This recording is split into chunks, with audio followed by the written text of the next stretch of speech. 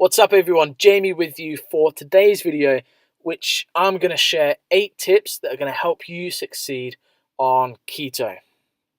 Okay, ketogenic, ketosis, keto, it's quite a new buzzword in the diet industry. It's quite a new concept that's been around for quite a few years, if that makes sense. Okay, so it's not a brand new thing, it's not brand new research. It's definitely going to be one of the biggest diet trends for 2018. But in recent years, recent months, there's definitely been a lot more research to back up the benefits of the ketogenic diet. Okay, and in this video, I'm gonna just go over 8 of the best tips, bits of advice that I can give you that are gonna help you get the most out of this diet. Okay, so let's dive straight in. Okay, and to get the most out of it, okay, to not allow this to be another one of those diets that you add to the list that you've ticked off that you can say you've done that haven't worked. Okay, you've got to understand and know the basics. Okay, it's way too easy to jump on board with this new trend and jump headfirst into the ketogenic diet without understanding what and why and how it works. Okay, by having that understanding, it's going to give you more motivation to stay on track, and it's definitely going to give you a better chance of success. Okay, so what is the ketogenic diet? It is a high-fat, moderate amount of protein, low carbohydrate diet. Okay, and what that means is in relation to where your calories come from. Okay, so say you're on 2,000 calories a day, 70% of those calories are going to come from your fat intake, 25% from your protein, and just 5% from carbohydrates. Okay, this is the ketogenic ratios. Okay, you can be a little bit more lenient and go more sort of just high fat low carb, which is 10 to 15% carbohydrates and the rest protein and fat. For me personally, if you're going to do keto, you've got to do it and try and stick to these percentages. Okay, it can take you anywhere from 3 to 7 days to get into what we call ketosis. Okay, ketosis is a metabolic state your body enters into when you've used up all of your glucose stores for energy. Okay, so what we're trying to do by following these macronutrient ratios is basically just flush your body of glucose, use all of your glucose stores up. Okay, and when that happens, your body produces something called ketones, which help to metabolize fat stores. Okay, by eating more fat, you're going to end up burning more fat. Okay, I hope that makes sense. It's quite a hard thing for people to get their head around. Is eating a lot of fat is going to burn fat. The science, the research is there. 20, 30 years ago, it was all about low fat stuff. That is essentially rubbish. Okay, the science is there. You've got to eat good fat for your body to help burn fat. Okay, and the benefits from this type of diet are pretty awesome. Okay, you're going to lose more weight and body fat. Okay, you're going to have better sort of consistent energy levels throughout the day. Yes, you're going to get an initial dip on the first couple of days whilst your body adjusts. That happens to everybody. But when you're in ketosis, your energy levels are up and they're consistently up throughout the day. You're going to have better levels of good cholesterol. Okay, again, cholesterol is quite a new topic in in the way that the research has changed. So if you want to look a little bit more into cholesterol, I recommend you do that. Okay, you're gonna ultimately have reduced blood sugar levels, okay, and insulin resistance. So this is quite good for those people that are verging on going into sort of type 2 diabetes and that sort of thing. If you want to flip your blood sugars and turn that around, ketogenic is probably the one for you. Okay, and a lot of people experience a decrease in appetite as well by eating fat and a little bit more protein than normal. Your satiety levels are a lot more sort of sustained, if you like. You just feel fuller for longer. Okay, so none of that sort of craving the snacks thing, which kind of brings me on to the next bit. If you're gonna start the ketogenic diet, you've got to clear out all the crap from your cupboards. All right, Essentially, that's what your body's doing. Your body's clearing out all the glucose. So why don't you do the same? Okay, having tempting foods, tempting sort of treats, unhealthy foods in your home is, it's one of the biggest reasons why people fail any diet. Okay, to maximize your chance of success with keto, you've got to remove as many of these triggers as you can. Okay, and basically just take out that temptation.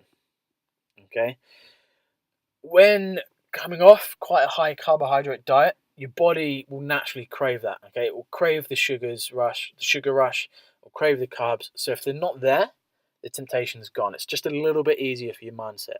Okay, the three big things that you want to focus on clearing out are starches, grains, sugars, anything sort of sugar, added sugar, or sweeteners as well. Some of those can catch you out, and your vegetable oil and seed oils. Okay, replace those with things like coconut oil, normal good for you butter, okay, and just literally clear out the crap from your cupboards. Okay,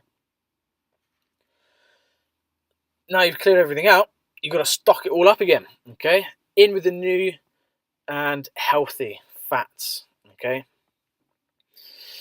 things that you want to focus on. Okay, meat, fish, and eggs. Okay, they're the things that are going to have a lot of good fat in there. Vegetables are quite key as well. Okay, and full fat dairy. So things like your full fat yogurts, full fat milk, get those into your diet as well. Okay, chuck out the red top stuff, whatever it is, go full fat.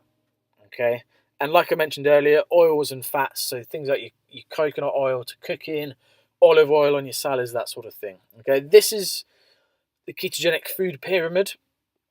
So you can see the bulk of foods comes from things like avocados, eggs, fatty fish, coconuts, MCT oils, olives, etc. You sort of your moderate protein are things like meat, poultry, fish, eggs, and then you want to get a lot of veg, things like your leafy veg, your green stuff, your asparagus, celery, cucumber, mushrooms, courgettes, all of those sort of low starchy veg. Okay. Just quickly with the full fat dairy, okay, be careful with things like cheese, okay? A lot of people eat too much cheese on the keto and it can sometimes throw them out a little bit. So try and just sort of follow these principles. A lot of fat, a little bit of protein, plenty of veggies, okay? Number 4, the keto flu. This is something to look out for, okay? And the keto flu happens commonly to a lot of people. If they've been following quite a high carb diet, or they've got quite a lot of salt in their diet beforehand.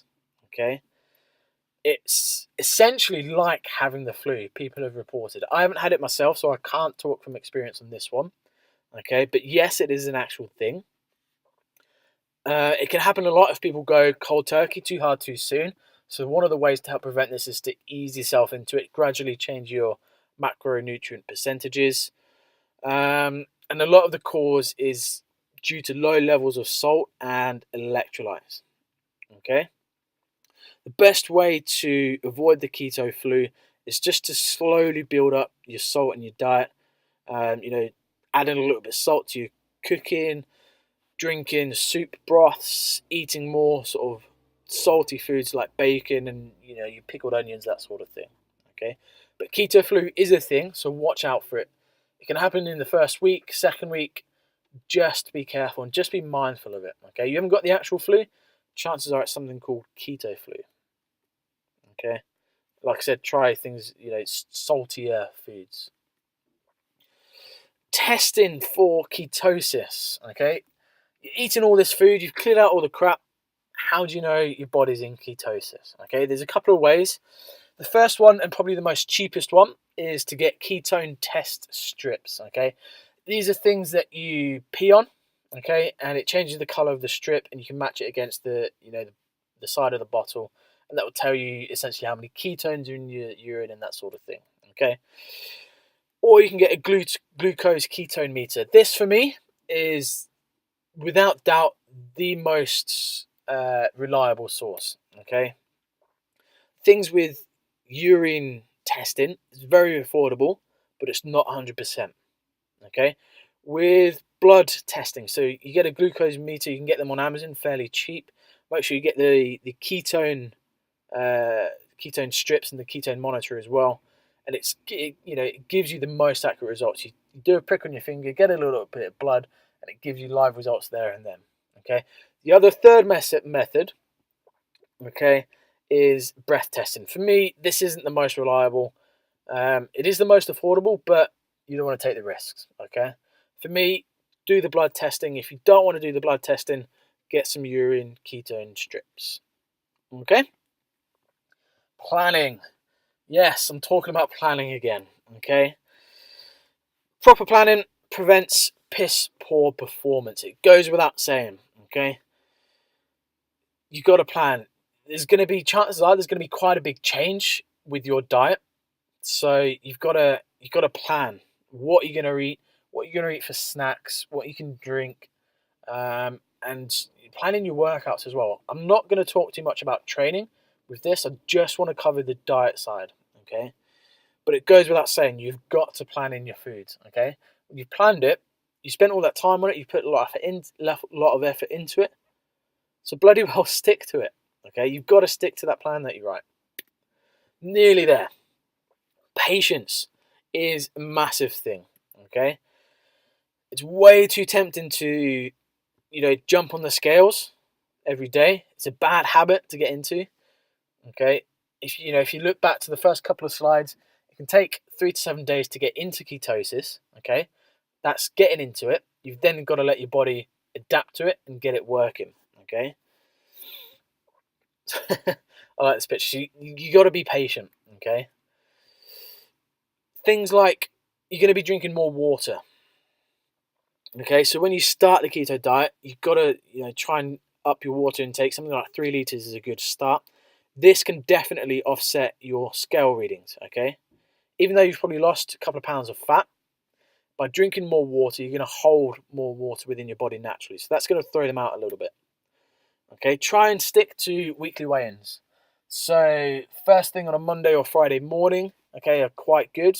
Get into a rigid sort of routine with it, make it a weekly habit. And one of the other best things is to use a tape measure and take progress photos as well. Okay, if you're going to use a tape measure, measure chest, waist, hips, thighs, and arms. Okay, get a decent lot of measurements, and then progress photos, one from the front, side, and one from the back as well. Okay, these last two methods are a lot better and a lot more sort of beneficial to yourself, to your motivation levels, than just jumping on the scales. Okay, last one, hiccups. Okay, failure is just a little hiccup. The biggest struggle that I've sort of found with people trying the keto diet is the mindset, okay? Being able to eat more fat, not having to eat carbs for energy, all of that sort of thing, okay? To be 100%, 24/7, 4 weeks a month, 12 months a year, it is quite a hard thing, okay? I wouldn't recommend it. You've got to plan yourself in, when you get into a good ketosis state. One cheat meal, yes, is going to throw you out of ketosis and you're not going to be burning fat, all of that sort of thing, but it will not take you long to get back into it, okay? Again, it comes down to planning, okay? Adherence is, being able to stick to something is, the best sort of tip for success. Planning it, okay, and sticking to that plan is, it's got to be done, okay? There's no more I can say about it, but do it, essentially, okay? Like I said, it can only take a day to get back into ketosis. So if you have quite a social weekend, you're going out, that's fine. Accept it, enjoy it, get back on it the following day. Okay. And I love this picture from Dwayne Johnson, The Rock. It went up on his social media. I think he did 150 days of clean eating and then treated himself to 12 pancakes, 3 or 4 pizzas, and about 20 odd brownies. Okay. I'm not saying you have to do the same. But, if you look at his physique, yes, he trains hard, he sticks hard to his diet, but he also allows himself to enjoy food and, just go on that little bit of a binge. Okay? So, they're my 8 tips. To go alone in the ketogenic diet is quite a good thing. Okay, it's not going to be an easy thing. If you can do it, awesome, smash it, keep on. Okay, keep on doing it. But chances are you're going to need help. That is what we're here for. Okay, if you do need help, okay, if you have any questions on this video, comment on the video, or if you want to ask a little bit more in-depth questions, then feel free to private message me through our Facebook page. Okay, we have got so many streams, so many different sort of methods we can help you with. We've got free Facebook groups, we've got training facilities in Northampton and Kettering, and we've got online stuff as well. So help is there if you need it. If you've enjoyed this video, please give it a like as well, and hit the share button as well. Okay, that will do us a massive favor. Help me just get this message out there. I hope these 8 tips have helped you a little bit. You've got something from the video. If you have, give me a shout, let me know.